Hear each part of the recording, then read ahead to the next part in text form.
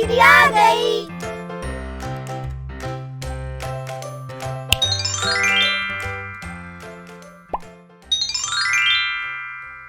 बीज गणित की अवधारणा। इस वीडियो में हम सीखेंगे बीज गणित की अवधारणा, माचिस की तीलियों से बने प्रतिरूप।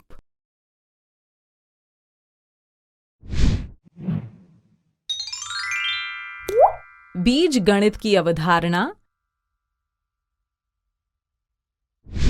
अरे देखो, ये कितना प्यारा और रंगीन इंद्रधनुष है। अच्छा, अब ये बताओ, एक इंद्रधनुष में कितने रंग होते हैं? 7 ना? बहुत बढ़िया। और 1 मीटर में कितने सेंटीमीटर होते हैं? 100 सेंटीमीटर। बिल्कुल ठीक। अच्छा, और 1 महीने में कितने दिन होते हैं? 30 या 31। और फरवरी माह में 28 या 29। और आपके स्कूल में 1 महीने में आने वाले छात्रों की संख्या? सोच में पड़ गए ना? ये बताना थोड़ा मुश्किल है ना? क्योंकि ये संख्या तो बदलती रहती है। अच्छा, देखिए, यहाँ कुछ संख्याओं का मान तो स्थिर है, जैसे 7 और 100, और इन्हें कहते हैं कॉन्स्टेंट्स, यानी वो मान जो बदलते नहीं हैं। और कुछ का मान स्थिर नहीं है, जैसे 1 महीने में आने वाले दिनों की संख्या या स्कूल में 1 महीने में आने वाले छात्रों की संख्या। बच्चों, इन्हें चर या वेरिएबल कहते हैं। तो चर कोई भी मान हो सकता है, जैसे 1, 2, 3, 4 आदि। चर यानी वो वस्तु जो विचरण मतलब वेरी करती है, और इन्हें हिंदी के अक्षरों क, ख, ग, अ, ब, स इत्यादि, या इंग्लिश के छोटे अक्षरों A, B, C, L, M, N, X, Y या Z इत्यादि से दर्शाते हैं। बच्चों, गणित की इस शाखा को बीज गणित या अलजेब्रा कहते हैं। इसमें अंकों को किसी अक्षर से दर्शाते हैं। जैसे गणित की जिस शाखा में संख्याओं के बारे में पढ़ते हैं, उसे अंक गणित यानी एरिथमेटिक कहते हैं।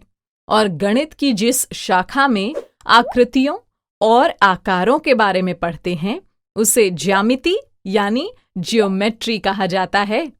वैसे ही गणित की जिस शाखा में संख्याओं को किसी अक्षर से दर्शाते हैं, उसे बीजगणित या अलजेब्रा कहते हैं। अच्छा, अब यहाँ कुछ परिस्थितियां हैं।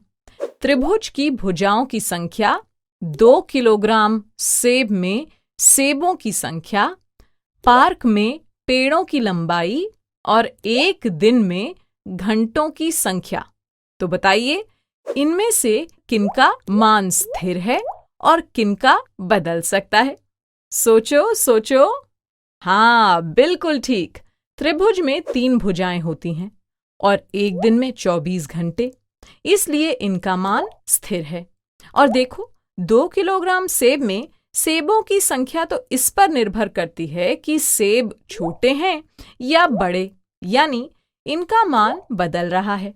इसी तरह पार्क में अलग अलग लंबाई के पेड़ होते हैं, तो इनका भी मान बदलता रहता है। चारू कुछ पेन लेने बाजार गई और हर एक पेन की कीमत है 5 रुपए। तो बताओ, यदि चारू 1 पेन ले तो उसे कितनी धनराशि देनी होगी? 5 रुपए ना? अच्छा, और अब 2 पेन ले तो? हाँ, 2 गुना 5 यानी 10 रुपए। अब चारू अगर 3 पेन लेगी तो उसे देने होंगे 3 गुना 5 मतलब 15 रुपए। देखा आपने? यहाँ हर बार पेनों की कुल कीमत पता करने के लिए हम पेनों की संख्या को 1 पेन की कीमत से गुणा कर रहे हैं।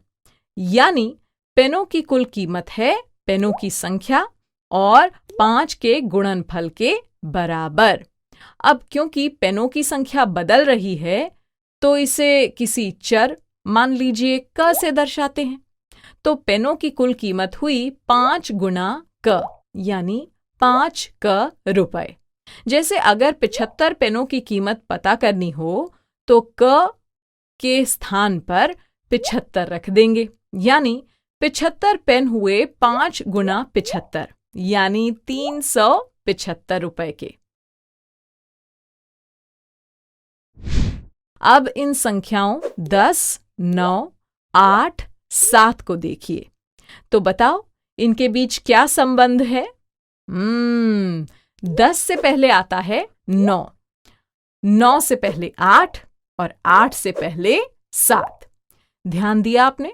यहां संख्या और उससे पहले आने वाली संख्याएं लिखी हुई हैं, या हम कह सकते हैं कि हर संख्या अपने पहले आने वाली संख्या से एक अधिक है। अब अगर हमें इस क्रम को आगे बढ़ाना है तो क्या करेंगे? बिल्कुल ठीक, दी गई संख्या से घटा देंगे। मान लीजिए दी गई संख्या को हम चर x से दर्शा रहे हैं, तो इससे पहले आने वाली संख्या को x माइनस 1 लिखेंगे। अच्छा देखिए, राहुल और रवि 2 भाई हैं। यदि राहुल रवि से 10 वर्ष छोटा है और रवि की आयु a से दर्शा रहे हैं, तो राहुल की आयु कैसे लिखेंगे? देखो, राहुल छोटा भाई है तो उसकी आयु हुई रवि की आयु माइनस 10, है ना? तो यदि रवि की आयु a है तो राहुल की आयु होगी a माइनस 10, ठीक है ना?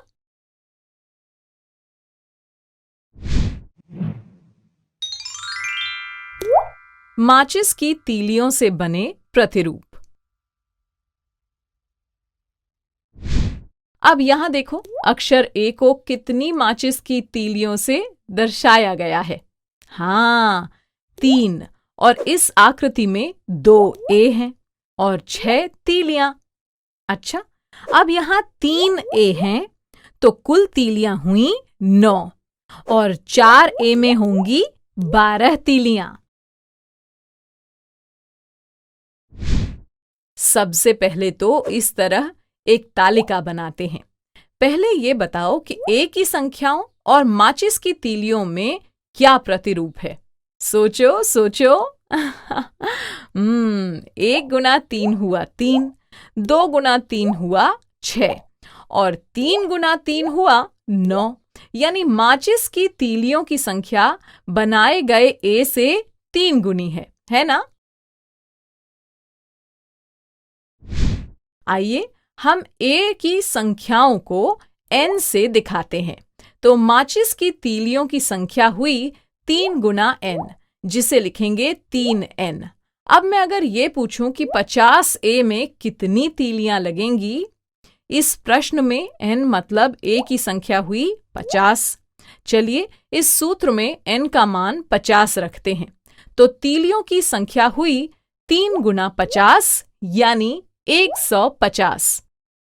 अब क्या आप बता सकते हैं कि अगर 45 तीलियां उपयोग की जा रही हैं तो कितने A होंगे? जल्दी जल्दी, केवल 10 सेकंड है आपके पास।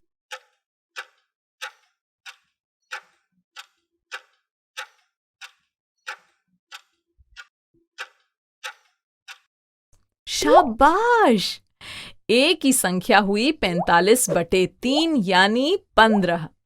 तो 15 A में 45 तीलियां लगेंगी।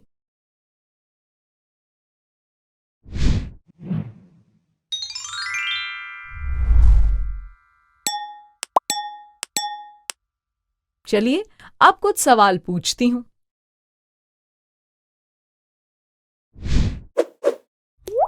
चर का मान स्थिर नहीं होता, बताइए ये कथन सत्य है या असत्य?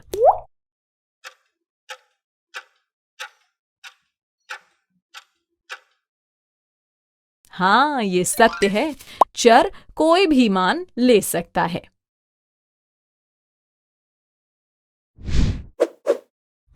चर को किस अक्षर से दर्शाते हैं?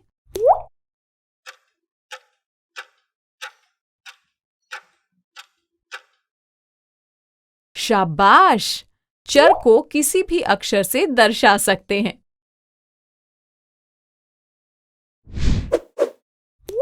अच्छा, अब क से 5 घटाने को कैसे दिखाएंगे?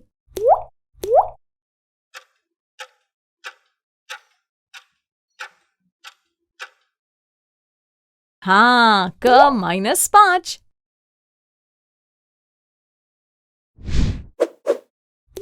नीति कहती है कि त्रिभुज की भुजाओं की संख्याओं का मान एक चर है। क्या वो सही है?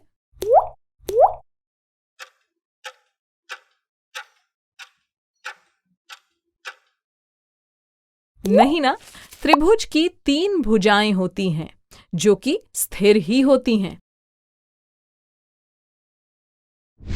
बच्चों, ऐसे ही बहुत से सवाल वर्कबुक में दिए गए हैं। उनका खूब अच्छे से अभ्यास करना है। अब मैं चलती हूँ।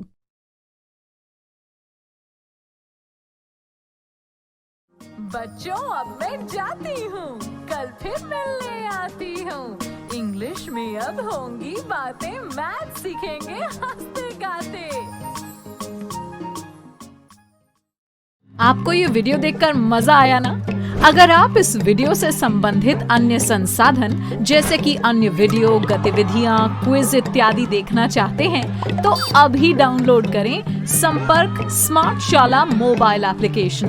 और हाँ, अगर आपको ये वीडियो अच्छा लगा हो तो इसे जरूर लाइक करें। और भी नए नए वीडियोस देखने के लिए सब्सक्राइब बटन पर क्लिक करना न भूलें। मिलते हैं बहुत जल्द YouTube और संपर्क स्मार्ट शाला ऐप पर।